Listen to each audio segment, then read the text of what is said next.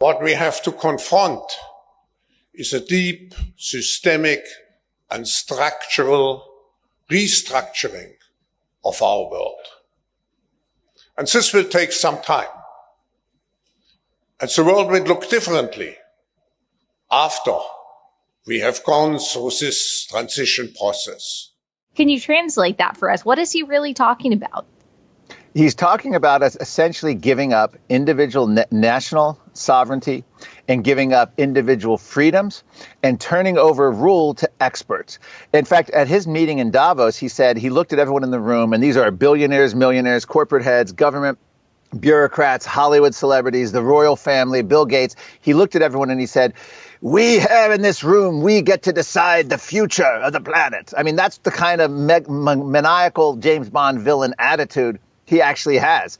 So what's significant, though, about this G20 speech you just played, Ali, he is now being treated as a head of state. It's now a nation state. It's reached that level status at a G20 summit where he can go up there and talk about radical restructuring, systemic restructuring of the planet, and he gets literally the same VIP treatment. And what's amazing about that is, how did he get to this position of power? Well, in the book I go back, it's founded in 1971, and the key to the way the World Economic Forum is so powerful, they found a way for businesses, academics, and lobbyists and fundraisers to meet with politicians off the books, outside the purview of lobbying, regulators, any oversight.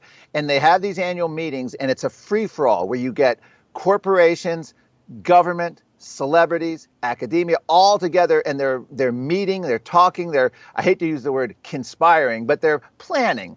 And this is how you end up with things like environment, social governance, ESG. This is how you end up with all of these corporate mandates. And what ultimately comes out of this, and this is the simplest way of looking at it, the Great Reset, the World Economic Forum, this whole agenda is to make it so we have no choice on some of the biggest questions of our lives, and just even down to the smallest. And here's a few examples. We didn't get to vote on whether gas-powered cars would be banned. We didn't vote for vaccine mandates. We didn't vote for lockdowns. We didn't vote to have churches closed. We didn't vote to have schools closed. We didn't vote for mask mandates. We didn't vote for banning of meat. But all of this is happening because at these meetings, like the World Economic Forum and the United Nations, they meet and they work with government corporate collusion to bypass democracy. And in a simple sentence, the Great Reset is basically making the once free West copy the same model as one-party Chinese authoritarian rule. That is the Great Reset. They bypass democracy and impose stuff through this corporate government fascism.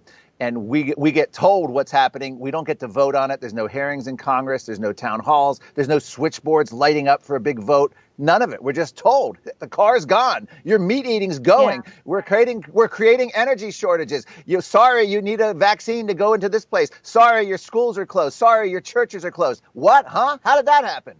The Great Reset.